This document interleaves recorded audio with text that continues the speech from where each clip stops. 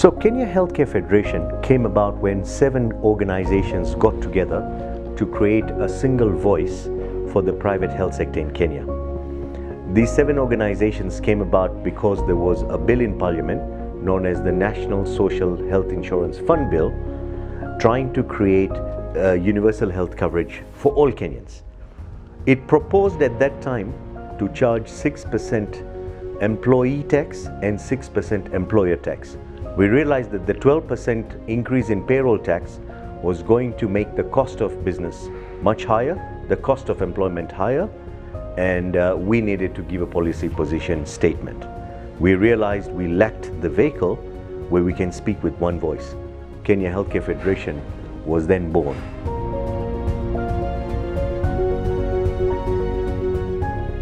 We are officially the Health Sector Board of KEPSA and work very closely with Kenya Private Sector Alliance to ensure we create an enabling environment.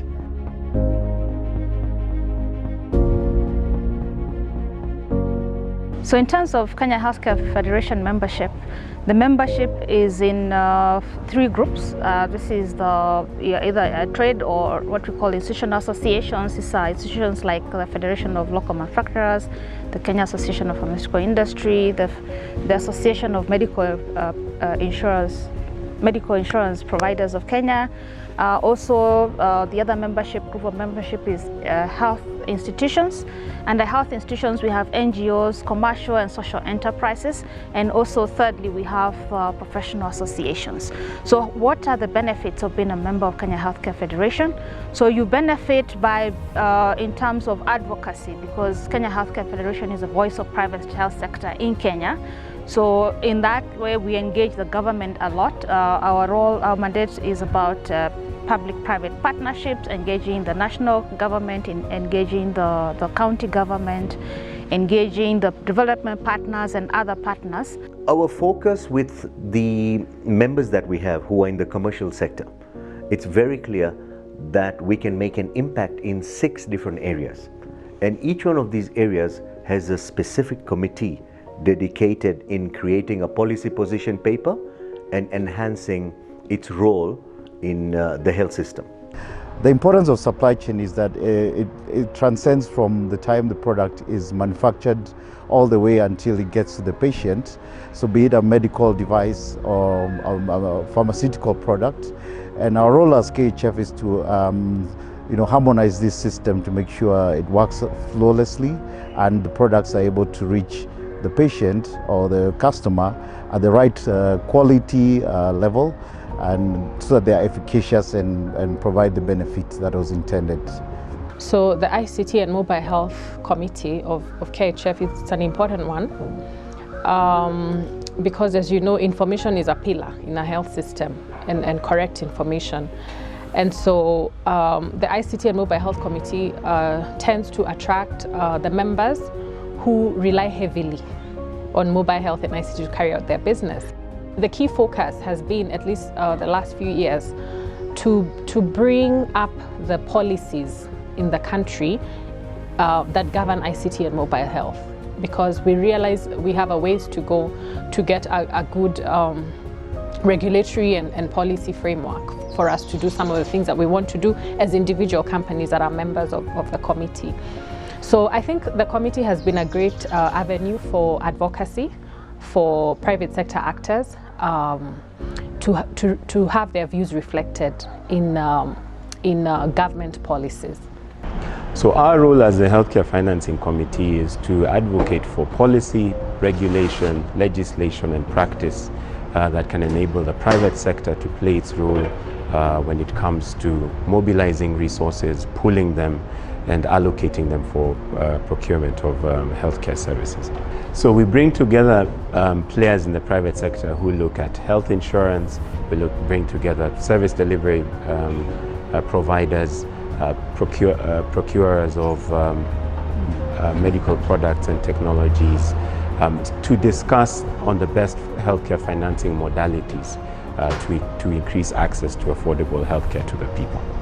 So currently, as a committee, our main focus is on the government's agenda on universal health coverage. And as a committee, we want to champion equitable access to healthcare and more so affordable healthcare to the population. So as a committee, our success is seen in the strong partnerships that we have with the government, and as we advocate for health financing reforms and a progressively responsive health financing mechanism in the country. Fundamentally, we are trying to encompass all pillars together and actually bring a system perspective around healthcare design and healthcare systems development and strengthening. When we talk about quality, we're talking about human resource for health. We're talking about health regulation and policies that govern health systems. We're talking about technology as a key enabler in driving. We're talking about healthcare financing, not only on the supply but also on the demand side. We're talking about public-private partnerships, and one key role KHF has played in this arena is actually partnering with the Ministry of Health in actually garnering their Kenya Quality for Health framework in terms of actually holistically assessing facilities and preparedness in the day of COVID-19 while looking at system preparedness. And so we have been key and instrumental in policy development and rollout, as well as technical support for the Ministry of Health. So within the Kenya Healthcare Federation, we do have a committee called Human Resources for Health. This is chaired by one of the team members, and in this committee it consists of various issues that we're looking at. One is looking at the training needs in terms of do we have enough health workers and are they trained for market? And the second one is in terms of their development needs. Now we've picked three areas three of the human resources for health sectors. One is emergency medical technicians, the other one is community health workers, and the last one is on medical record technicians. So the reason why we've chosen these three is because they are very critical part of the human resources for health, but currently are not under a regulator of sorts, and also have schemes of service. So far we've been able to push quite a number of legislation through. One is in terms of the Community Health Services Bill, and the other one is for the Emergency Medical Technicians Bill. So overall, we do look at how can we improve quality of training. So we have our members who offer this training, but we also have our members who have facilities where the human resources can work in. So that is, in a nutshell, what we do at Human Resources for Health. One of the things that's been a big challenge, even as we started as board members for the last couple of years, is really trying to see how can the Ministry of Health really see private sector as part of the health mixed health system for the government, that we are contributing something and that we are seen as part of the system and not as just a private sector that's really just thinking about the profits.